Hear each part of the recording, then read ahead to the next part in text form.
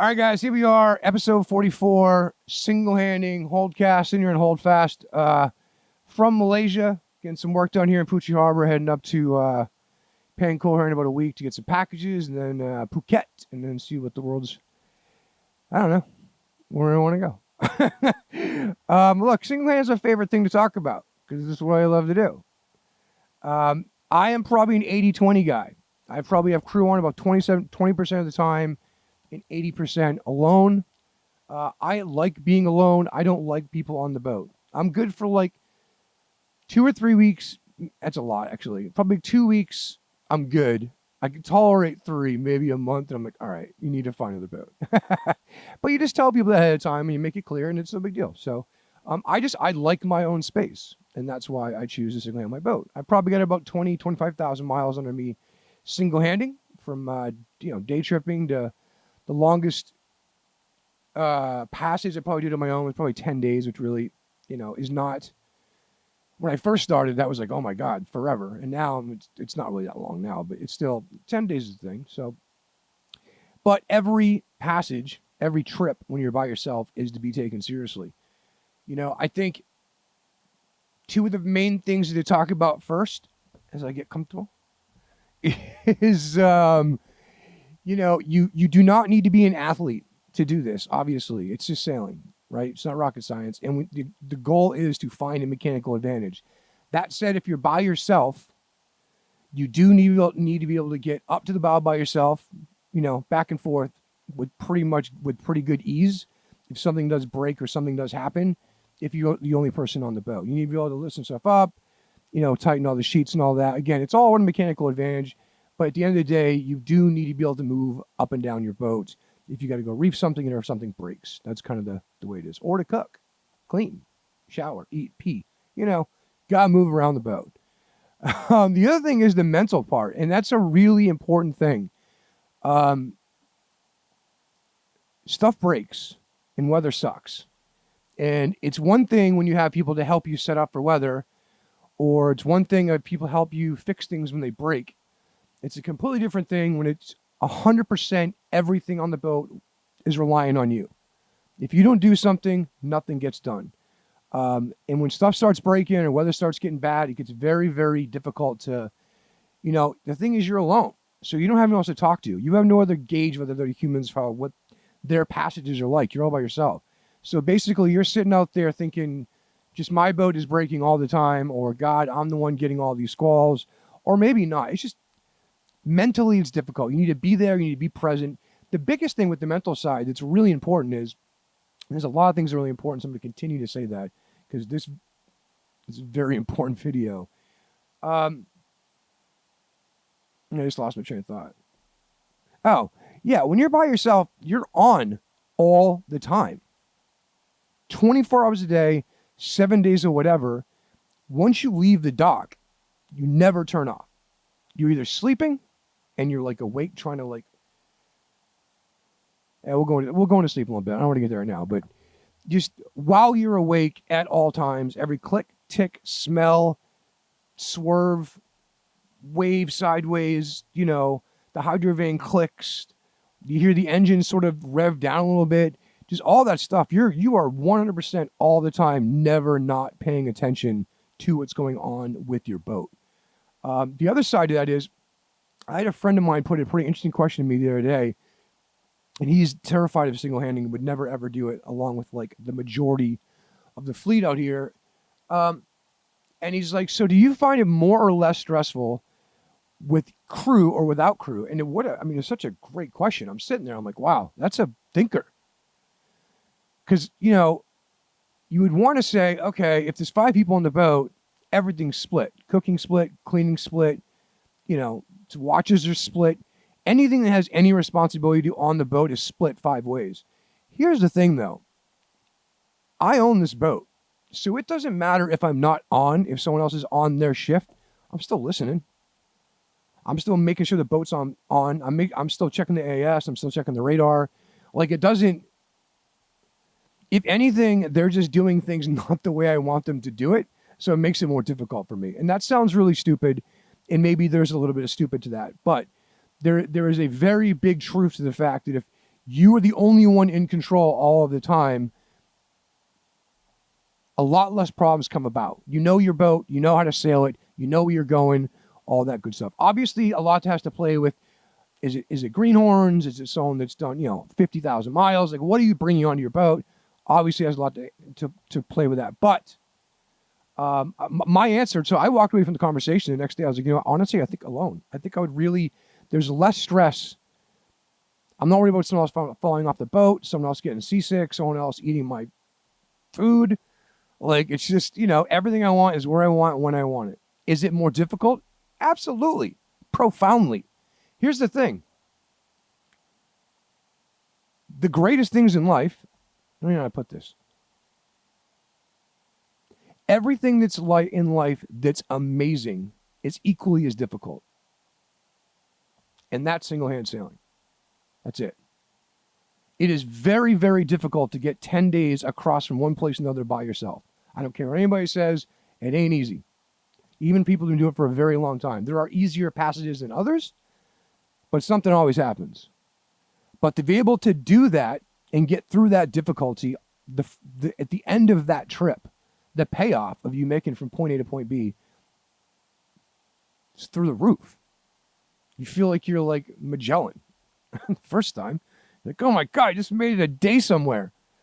And that's a huge accomplishment if it's your first time. It all goes by, yeah.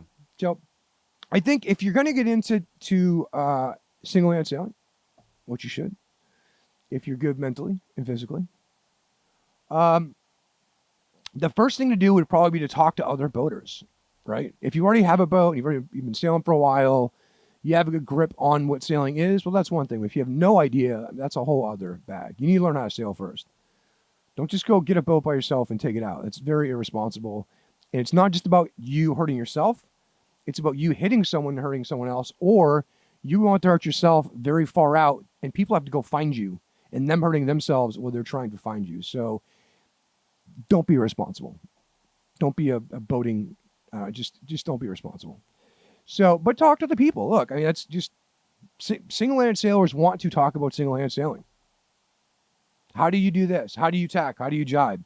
Where are your sheets? Where are your halyards on back to the cockpit? Are your halyards in the mast? Are you a masthead? Are you a fractional? Are you using a snuffer? Do you have a top-down furler? Do you have a huge Genoa? Is it a jib? Is in-mast furling, in-boom furling? Do you have lazy jacks? If not, like all of those things, like how do you manage all of those things on your boat? And that's how you learn. You talk to people about that. And sailors, more than any people on the planet, I'm sure I don't have to tell anyone this, love to tell stories and explain things. That's what we like to do because we are very passionate about this thing. So first step, talking to humans. Talk to everybody though. I mean, talk to other sailors. I made sort of a mistake. The first passage I made, it was probably a 2,000 mile passage up to Juan de Fuca and back. And I only talked to sail, like no one had ever done any long passages, right? They're amazing sailors, but they hadn't done any long passages. So there's a bunch of things that I did not know that I learned very quickly once I left the marina. I was like, oh, okay. I can sail really well, but you know what? That's like 4% of this whole thing. I need to make sure my boat works well. That's like 80% in a daily grind. I gotta have food. I mean, there's water. There's all kinds of other things. So, when you're going to go out by yourself to start, find a slow day, 8 to 10 knots. It's a perfect place to be. That should get you, if you're in a 20, you're ripping. If you're in a 30, you're going 5. If you're in a 40 or a 50, you're doing 5, probably 5 or 4 or 5, which is fine. That's great. You just want to be able to control the boat. Bring someone else out with you, so you feel comfortable. Have someone help you get all the sails out, and then sail. What I would suggest, personal suggestion, just use the main first. Go up, like on the wind, 45, 50. Come back down, downwind. Ease the main out, have the preventer ready to go, work all that out. Do that 5 or 6 times, bring the main in, center it, bring the main in, and then bring out the Genoa or the jib. Do the same thing. 45 up, get the whisker pole out on the way down if you want, if that's the way you're going to fly it. Or however you are going to fly your Genoa or jib, whatever you have. and just keep doing that. And then after a little while, maybe it's not that day, maybe it's next day. Do you put them both together, right? Because you've already tacked, you've already jibed. Yeah, right? Because you came up, you came down, went up, went down. When you do jibe and you're first learning by yourself, definitely center the main before you jibe. There's no reason not to. You're in no hurry at all. Safety first. So center the main for sure. Even if you have to, pull the jib in, pull the general in. It's fine. No big deal. Just anything that can help you and not lose control on the boat, if that makes sense. So, all right. So look, we're going to talk safety now. Now you have sort of an idea of get into it. I mean, there's a million different ways. Like I said, just talk to some humans and pick their brains, go online. There's lots of information. There's a great Facebook group that I'm a member of. Just search single land sailing, and it's full of humans that just want to talk about that. The admin dude is super cool. And there's lots of great information on there for if you're interested in learning how to do this thing. So, all right, this is kind of a list sort of thing here, so you just forgive me. I'm just going to kind of go through the list, and then I'll sort of extrapolate as I go, but I want to make sure, as with the rest of all of my videos, I make these really good lists, because I want to make sure I'm covering all these topics to be covered in detail. So I don't have really good memory, so I can't remember 700 things. Or it's just so, I know all this stuff so well. It takes 5 seconds to make the list. It's just so much information to go through. You don't want to miss anything. So on that note, always wear a PFD. Makes sense? I have these Mustang life vests. I have 5. 3 of them have a personal locator, ACR, EPIRB in here, as a strobe and a whistle. So those are the 3 that go on deck at night for people that are on watch. Here's the thing with this vest to know. And West Marine makes one like this and a bunch of others. If you fall overboard, so the tether's on the rings, and you fall overboard, you're going to fall out. Your arm's going to go up, and you're going to fall right out the bottom of this thing. It's 90%. That's what's going to happen. The force is basically just going to jostle you or grab you, and your arm's going to go up, and you're going to slide through. So at night on my boat, everybody wears these with a crotch strap. During the day, there's always like 6 people on the deck, or if there's crew, and if it's just me, I definitely wear a crotch strap. So West Marine makes one that basically hooks to each ring and then goes under and then clips in the back right here. It's not very comfortable, but it works really well. You can also just tie a line from the 2 of these to this back piece through your crotch, through your legs, and there you're done. So same thing. Just make sure you have a crotch strap. It's very, very important. You'll slide right out of these things. So next thing is tethers. I have several different types of tethers. I have 2, and one is good and one is bad. One I actually traded a good one for a bad one because I was scared for his safety. So these are the ones you buy. The reason these are the ones you buy is no matter how much pressure is on this thing, when I pull on it, it opens up. And I can either, if I'm getting into a boat, if I just feel like I'm just going to go into the drink and that's what it is, if I throw myself back on deck and I'm like all tangled up, I just pull that thing, no matter how much tension on it, it will open up. It's because it's made to do that. This is the other kind they sell. These are terrible. Do not get these. They're the same exact thing, made by the same company. The thing is now if you're trying to break free of this thing, you're like trying to pull your body up to whatever's here and like get yourself off. And if it's locked, you're trying to unlock it. It's just very uncomfortable, whereas you should just be able to, that's it. If that makes sense. These are great. They have 2 different lengths. The nice thing is this can clip to jack line, or this one can go under jack line and then back up to the vest. So you're nice and tight on there, if that makes sense. Also, while I'm on deck at night and during the day, I have my Garmin InReach is always clipped to me, to my life vest. So if I fall overboard, I set off the EPIRB. Now they're coming to find me. I can text them from this directly. And then also, I have a radio that the lanyard goes through the strap, and then it's clipped on the side, and it's left off. The reason for this is if I go overboard for any reason, even if I'm in a life raft at night or during the day, or if it's just me, if there's no life raft, what I can do is very easily turn this on. That EPIRB is not going to bring the Coast Guard if you're 1,000 miles offshore. It's going to bring a tanker or a cargo ship or something really, really big that is not going to see just little old you in the water. So having this radio, again, mayday, mayday, mayday, vessel hold fast, I can see you, I'm off your bow, I'm off your port side, I'm off your stern quarter, whatever, and it gives them more of a way to find you. You're trying as many ways you possibly can for people to find you. You may say, well, that's a lot of stuff to earn your life vest. Well, I like my life. And really, after about a minute, you forget they're both there. They're just kind of like, both of them just kind of lay into the mix. So, but that's what I do. So, obviously, with your jack line, start as tight as possible, get them as center line as possible. If you can fall over the boat with the jack line clipped on, you're not doing it right. Look online. There's lots and lots and lots of tutorials on just jack lines.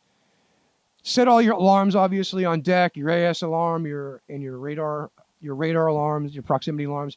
For me personally, during the day, I don't know. They're probably like 4 or 5 miles, something like that, because I have lots of time. At night, I bring now. You know what? The last couple of passages, I've been doing it further at night too, just so I had an idea. It kind of depends on where you are, right? So right now, I'm in Malaysia at Puchi Harbor, so I had to go through the shipping lane to in front of Singapore to get here, which is the most traveled shipping lane on the planet. Previous to that, I was in the middle of nowhere where there was going to be nothing. So it really just feel out where you're at. Make smart decisions. You're smart people. Just learn from others. And there's no stone for any of this. It's just be logical, be pragmatic, and just make a smart decision. So, okay, so I don't sleep well, ever, in my life, ever. So I'm like the last person to talk to about sleep. Because the people that ask me how I sleep, they try to mimic it, and they don't want to die, basically, after like 4 days. I personally sleep in 30 minutes, cycles, and then wake up, just by myself. I don't have to set an alarm. I certainly do set an alarm, but I don't need that. So what I'll do is the minute I leave somewhere, I set the alarm. Like when I left Mexico and went to Polynesia for 20 days at sea, every 30 minutes that alarm went off. And basically, when I'm sleeping, 30 minutes, it goes off. I walk up, 360 visually scan the horizon, check the AS, check the radar, come back down. Super easy. While you're up there, you can scan the motor panel if you're motoring, make sure you're not overheating, all that good stuff. But if you're flogging, obviously you're going to fix the sails anyway. But you get the point. Every 30 minutes, wake up, go up, look. Okay, and then for others, this depends on how far you off or short. And we're going to talk about sleeping in a few minutes. So I'll hold off until we get to that. I don't want to go too far down that road. Have a headlamp accessible always. The EPIRB accessible always. The ditch bag accessible always. The fouling jacket accessible always. Polarized sunglasses are great if you're going through reefy places with bombies, but that's really only during the day. At night, you're not going to have any idea. Or anytime after like 1 in the afternoon with the reflection, you're still not going to have any idea. Spare radio, like I said, that radio is always on deck, that handheld radio. Definitely need to have 2 radios for sure. I keep a jug of water and like a snack, like a protein bar on deck always. If you get stuck in like a squall that's an hour long, like a squall line, and you're getting hammered with like 30 knots for like an hour, it gives you something to drink while you're up there. Plus, it's just you need to drink a lot of water out in the sun. With that, and this is not on my list, but so I have a Bimini, a Dodger, and then 2 connectors. So the Bimini is not that big. When you add the second piece, it's definitely bigger. And then there's a connector piece that connects them after that. I'd keep, me personally, that little slice out. You need to have shade on deck. If you're up there by yourself all day long, even if you're wearing block, which you should, you definitely need to have somewhere up there to like hide from the sun is super, super important, hence the water as well. All right, so next up we're going to talk boats. Buying boats, selling boats, fixing boats up, training boats, boats. Okay, so as far as boats, I kind of talked about in the intro, If you're going to go and start doing this by yourself, go offshore like a mile if you're going to practice and bring someone with you. Upwind, downwind, upwind, downwind, upwind, downwind, just the jib, just the main, just the jib, just the main. If you want, put the kite up, practice with the preventer, practice with the pole. Anything you're going to use or out, practice with that stuff as much as you possibly can.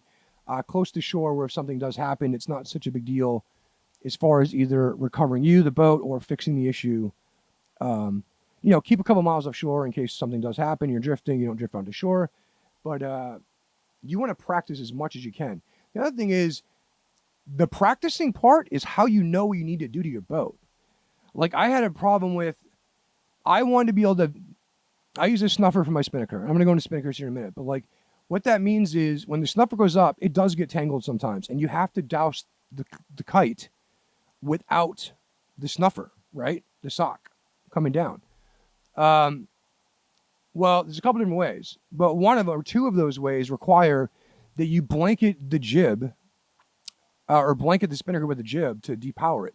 So if you only have one set of winches on either side, you can't do that because your spinnaker sheets are already going to, your active spinnaker sheet will already be loaded up on that side. So you need another winch on that side. What I had done previously is I had like finagled one that was up on the cabin top and like these other, it was just disgusting. But then the minute I added these two winches, everything, the preventer, the spinnaker, running the main out, everything got so much easier by doing just this one thing, adding these winches onto the boat. Of course, it's an expensive thing, so you're adding winches, but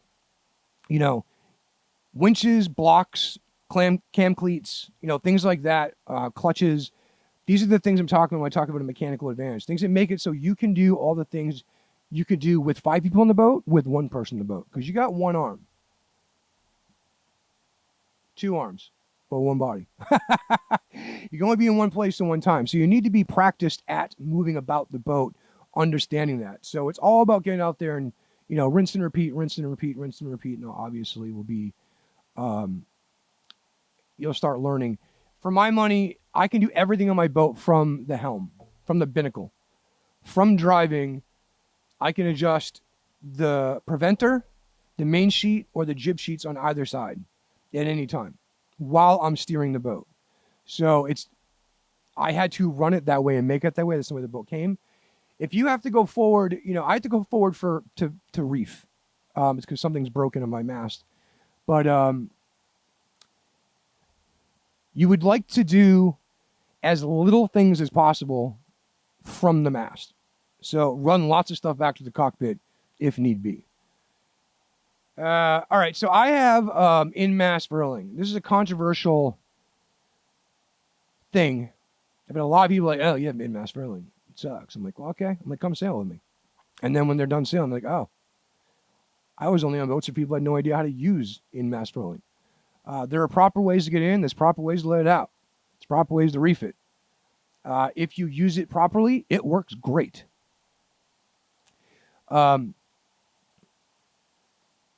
Yeah, I just love it, honestly.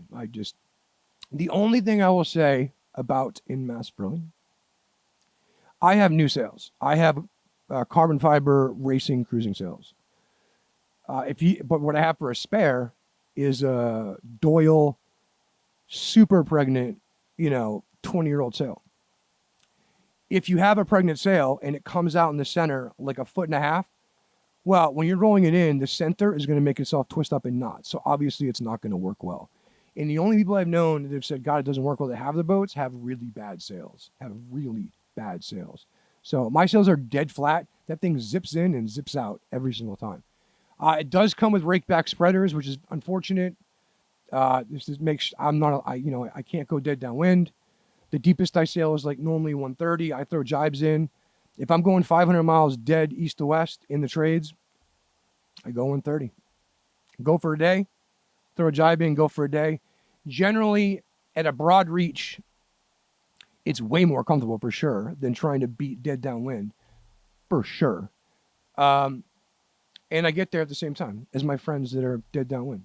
I keep like a 5.5 VMG going 130 off where I'm heading. So do the math there and you'll see what I'm talking about. All right, the kite, like we talked about a second ago. Some people have a top-down furler, which is way easier, obviously, although that you can file that as well. They can all be broken. Some people have like a code 0 on a furler or whatever you have. If you're doing a snuffer, like a sock that goes up and down, that's how most people do it. You know, those ones specifically, the problem is people use those with the idea that they're always going to work. Well, that's not the case. Okay. Yes, it is very easy to pull that line and get that sail out. It wants to come out. The wind is taking it. The thing wants to go up. The whole thing wants to work upwards and outwards to go out. It does not want to do any of that on the way in. And furthermore, if the lines get fouled up top, or if the line gets above the block, or if the block gets flipped in the snuffer, well, now you're out in 12 to 14 knots, 15, 16, maybe 17 knots, whatever it is for you. I'm conservative. Either way, now you're out and you have no way to douse your spinnaker. So I'm not going to go any further into this more to say than find another way to douse your spinnaker. The Mexican, around the head stay, a letterbox, whatever it is, find another way to douse the spinnaker and practice doing it. Because you really don't want to be out 1,000 miles offshore and get the spinnaker fouled and just you can't get anything done because everything's flapping. You'll take your rig down. If you shrimp it, you'll definitely take the rig down. Maybe. That'd be bad, though. So it's a good practice. The very first thing, if you're having, I don't want to get too far into it, but you know what? I'm not even going to talk about it. Letterbox, Mexican, around the head stay. There's like 5 other ways to do it too. Those are the 3 that I use if I have a problem. Just know one of them. Because if it does get stuck up there, it's a really scary situation because just the wind's blowing you. If it gets up, you're in trouble, and just getting on, getting off, it could damage the rig pretty good. So I have a hydrovan. I'm not saying that to brag, but I love my hydrovan. I use it, I don't know, probably 75% of the time. I will use it at night if I'm not deeper than 120, right? Because the thing is, the hydrovan rudder is about 1/4 or 1/5 the size of the rudder on my boat, probably 1/4 the size. So if a wave were to come, like a rogue wave or a small one, which they happen all the time, the little ones come all the time, and it knocks me off, the hydrovan will allow me to jibe because the rudder is not big enough or strong enough to right the boat very quickly. Whereas the rudder on the boat itself has no problem just going hard over and getting right back on it. So what I do at night, I do wind mode on my autopilot. So it's the same thing. It's just using the actual rudder and some power, but that's fine. I got lots of power. I'm not worried about that. So, but if you're going out and you're gonna do long passages, definitely the hydrovan is fantastic. It's the bee's knees. It saves you a lot of power. It works really well. I just can't speak more highly of it. It's just a great device. So we talked about jack lines. Try to keep them as center line as possible. That means get them in as close into the center of the boat as you can. Nice and tight. Make sure you have preventers. Obviously, also, like I said before, I'm speaking quickly because this is like a really long video. I have 2 preventers, and I have on the starboard and the port side a block midship where the shrouds come down for preventers on the other side, and I keep them on all the time. There's like a hook on the mast, probably 12 feet back from. It's made for a jibe stopper or something like that, or it's made for. You could argue it's made for a vang, but I have a boom kicker. It's just the way it is a different ring, but whatever. Either way.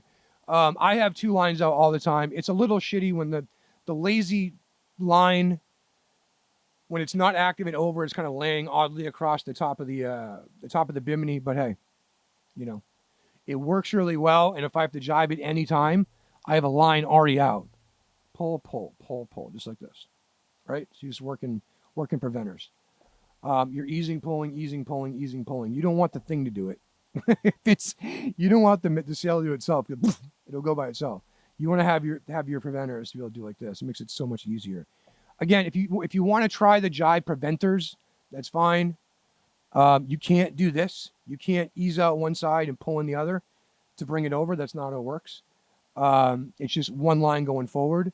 I just don't personally trust it. I want to know I have a glove in my hand. It is in a winch, and I am easing that thing out as it goes out. And the wind is not just going to, a 25 knot wind is not going to gust and then just pull that thing out and then knock my spreaders down or knock my shrouds down or knock my boot mast down or any other good jazz that's up front there. So I am 6'3". Again, I'm not saying I have to brag, but hey, it's pretty cool.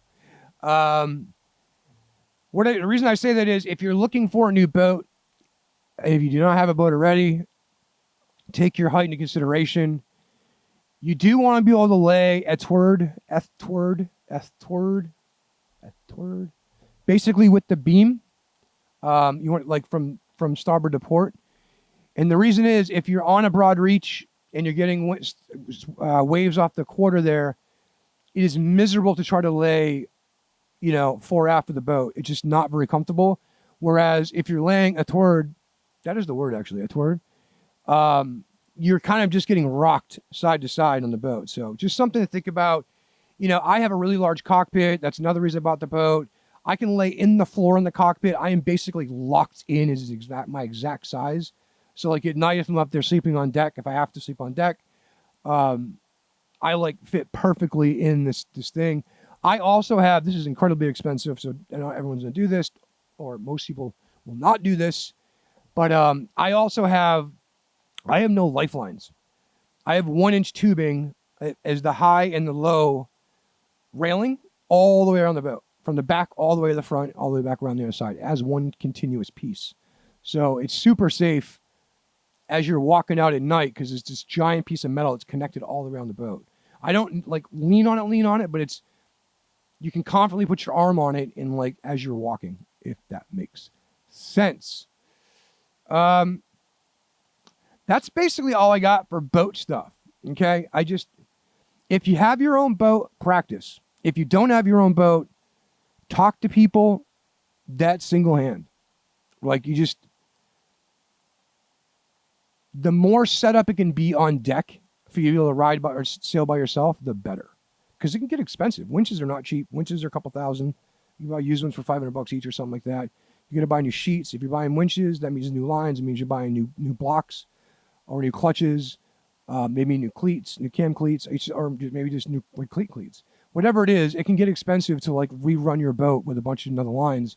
So when you're looking at boats, ask the people. Be like, hey, what do you think this would be for single-hand sailing? I want to shorthand my boat a little bit, and I'm sure they'll be happy to explain it to you. Or ask the broker.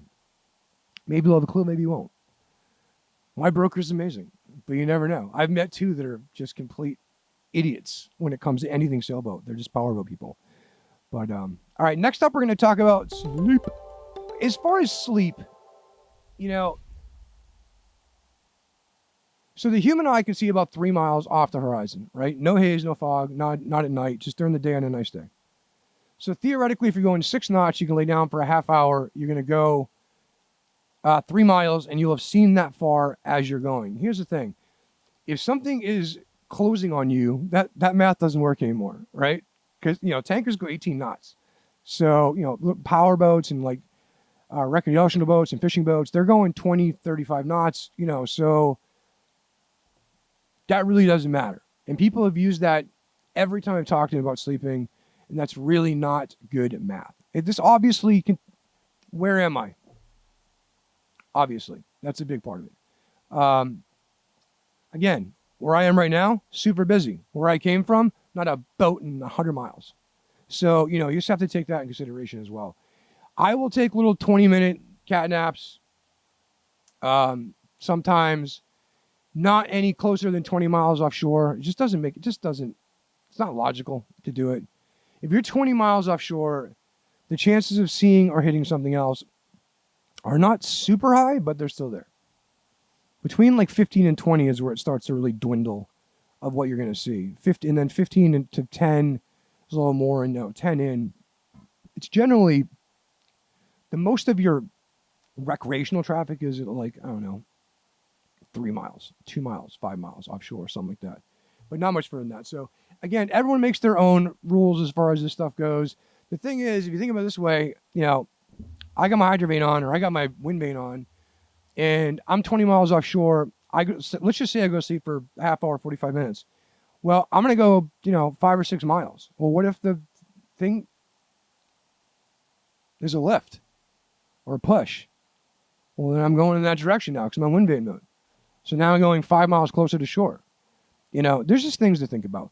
I think for my money, when I'm 30 miles offshore, that's when I'm comfortable. And then from 50, you will not see another boat until you get to another piece of land where you're 20 miles off land. So everybody does it differently. If you cannot sleep, if you go somewhere like this last 2 times ago where I went, it was a 3-day trip and I was never more than 10 miles offshore. I could not sleep. And unfortunately, I could not anchor based on the weather. It was so bad, there was no way for me to anchor. So it was just a very dangerous, me being awake wasn't very great.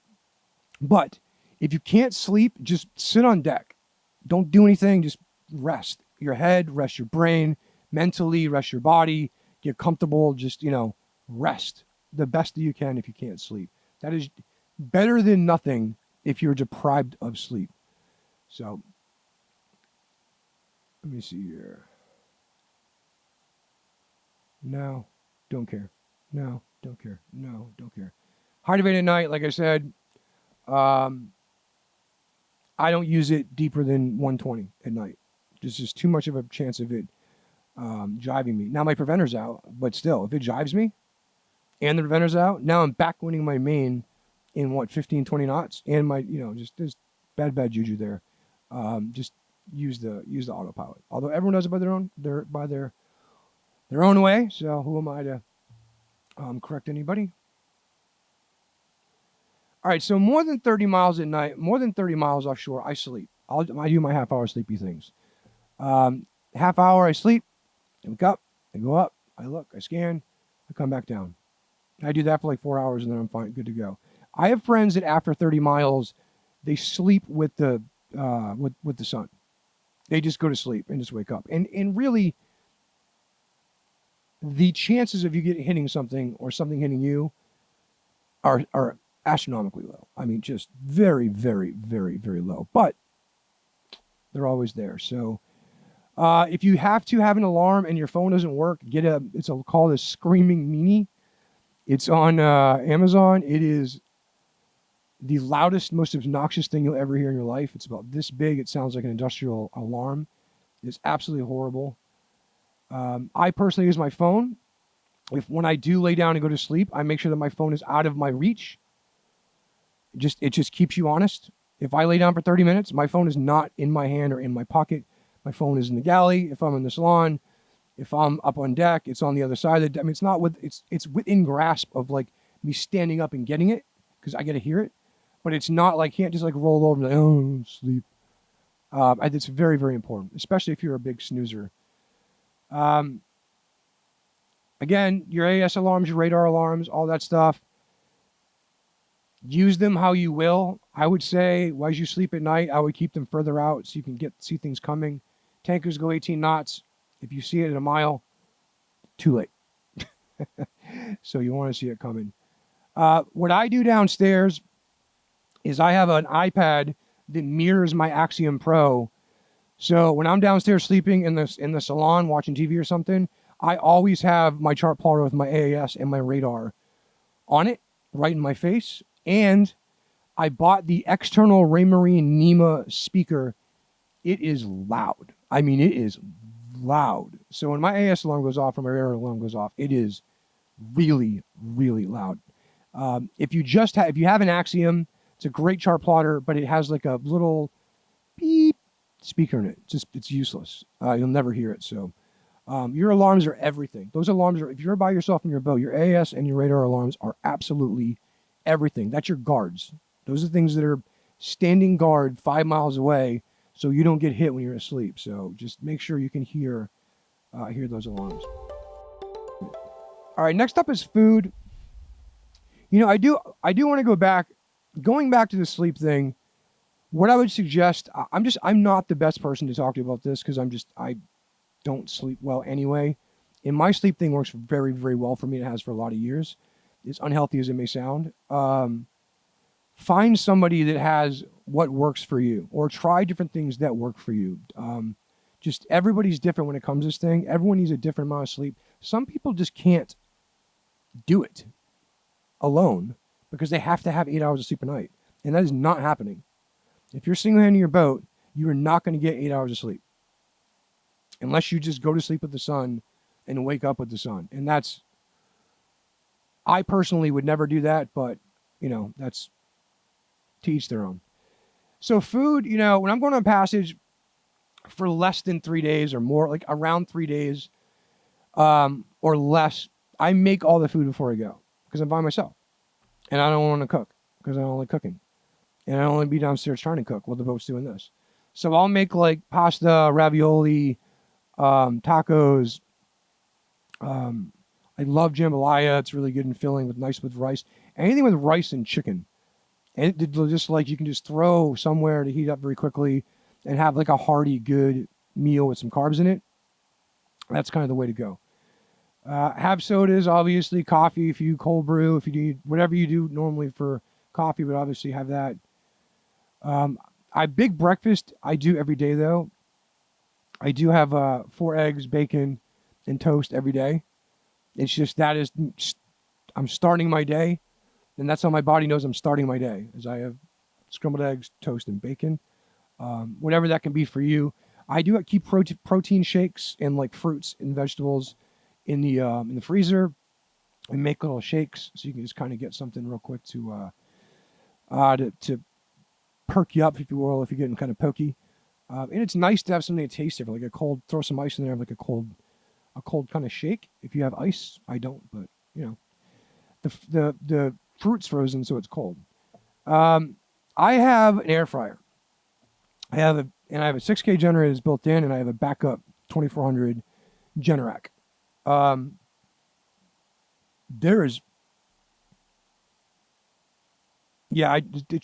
It changed the game for me, because I used to go 6, 7, 8, 9, 10 days a lot by myself, and you don't want to cook because it's just you, and it's at night, and you're miserable, and it's cold, and it's wet, or whatever.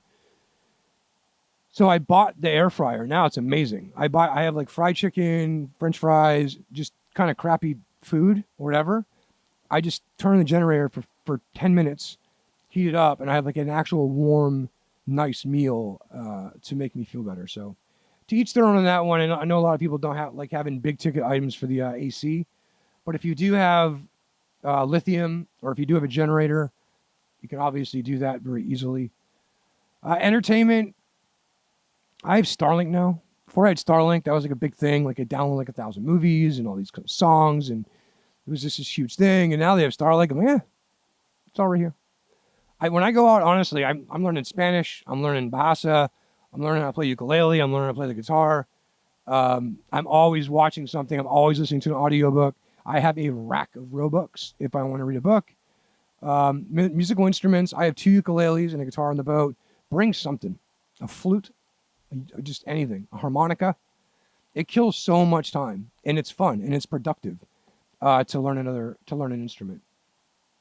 I have just a ton of art stuff too. Like I have like a ton of art stuff if I feel like being creative, but there's just a lot of things to do. Now with Starlink, obviously it's all right here in your fingertips, your laptop, or your phone. So that's all I got for this. This is a brick of information. I talked a little fast because it's a lot. Bring a Bluetooth speaker. Make sure you have a speaker. And headphones. Make sure you have headphones. So many things.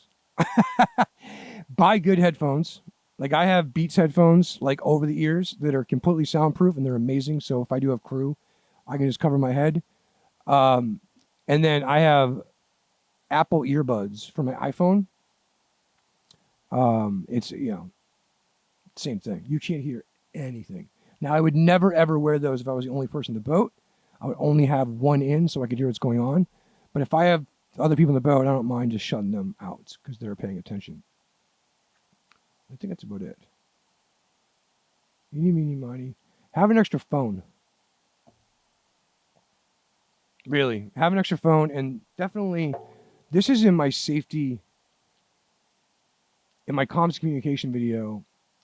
This is a Garmin InReach. It's $100 on eBay, $300 new, and it's $14 a month. It stays charged for a year. Do I need to say any more? We're alone. That's what we do. So if we're alone hiking in Fiji and break our leg, now you can text someone from your phone via Bluetooth. Or if you're, diving 10 miles, you're YAG diving, or, you're in wherever. If you're somewhere remote, or you're just walking through town, this never loses signal. It's not like a cell phone. Always, everywhere on the planet, you can text someone from your phone. Simple. Like, there is no excuse to not have this on your boat or some sort of technology like this. The only last thing I'll say to that, I know I'm dragging on, iPhone 14 and newer is a Qualcomm phone and Android that have this technology, which is the low bandwidth, slow data satellite feeds going into the phones that do like call somebody if you're in trouble kind of things. I don't know how they work. I just got my 15S. I don't know if it just texts 911, but it has the ability in the device without Wi-Fi, without cell service, to notify somebody you are hurt once you tell it to do so. Look, that's all I got. Again, this is something I feel very, very passionately about. If you have any questions, email me. My email is right there. Just comment below. I love doing this so much. It is a huge, massive accomplishment to be able to take a boat out by yourself and go somewhere. I don't care if it's a mile or if it's 20,000 miles. It's a massive accomplishment, and it's something I feel very, very proud about, that I can not harness Mother Nature, but I can, it's just a great, great thing. And so it's just a great thing. So look, that's all I got. Thank you so much, everyone, for tuning in here. This is Holdcast number 44. Brian Hathaway here on Hold Fast. See what I did there? Get in the water. Go sailing. Stop looking at computers.